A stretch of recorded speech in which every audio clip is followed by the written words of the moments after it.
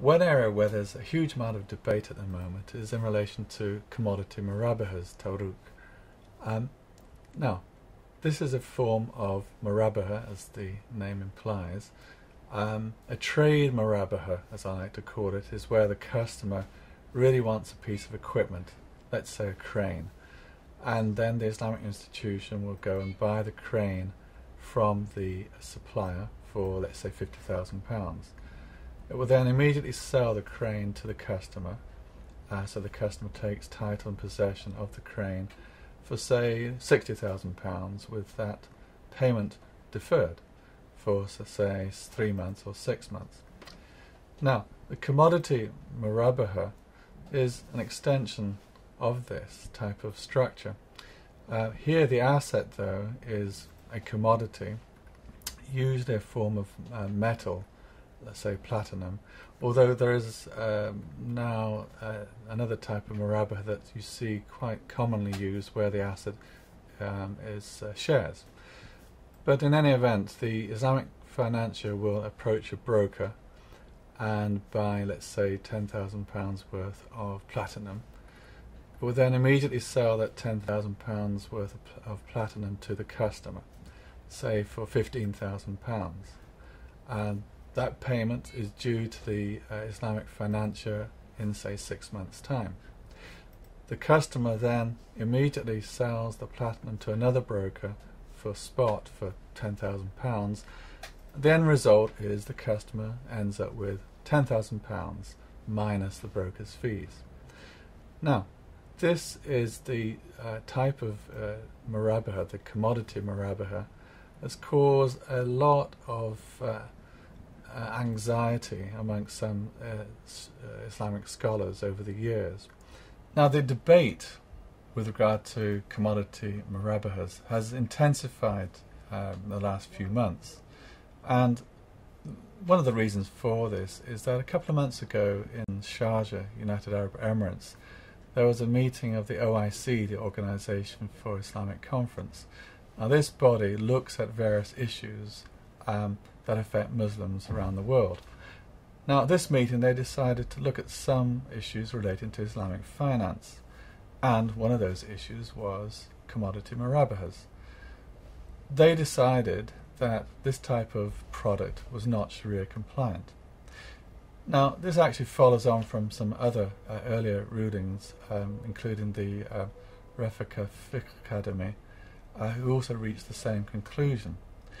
Now, it's important in the context of Islamic banking because commodity murabaha is used an awful lot, whether it's to help banks with their liquidity management, to help customers who want, say, a working capital type of facility, or even you'll find it embedded in some investment structured products.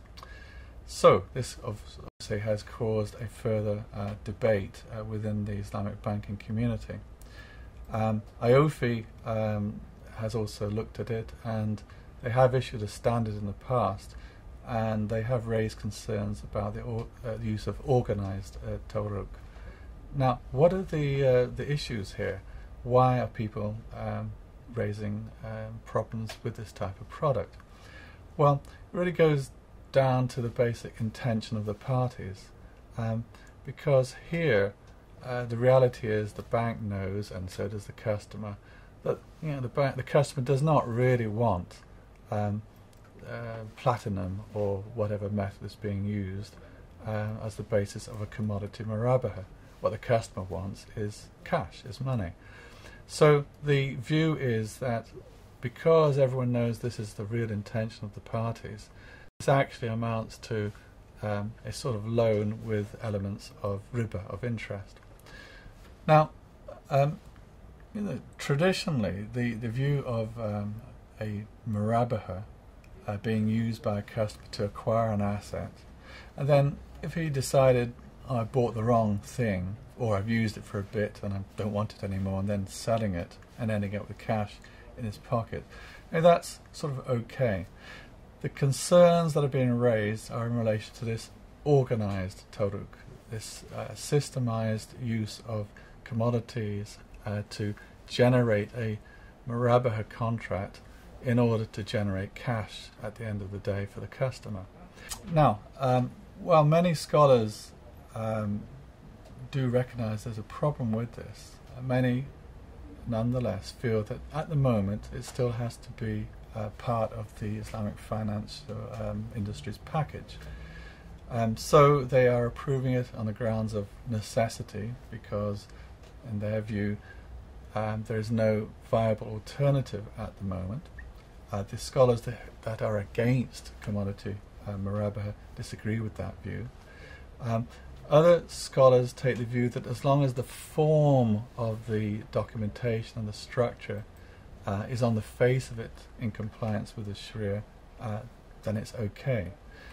That actually feeds into a wider debate within the Islamic finance industry as to whether one should be looking at the form of a structure and the documentation rather than the actual substance.